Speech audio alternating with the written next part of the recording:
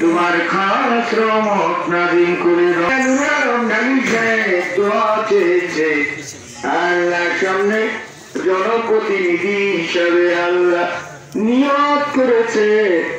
আল্লাহ তুমি বান্দার দিলের নেক মাকসুদ পূরণ করে দিও আল্লাহ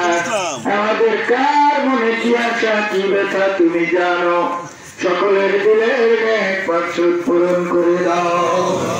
আল্লাহ আমাকে নিয়াত বাড়াইনা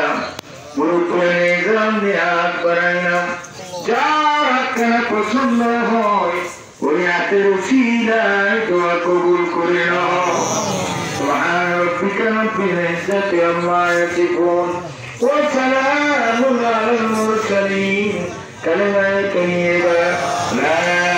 إله إلا الله محمد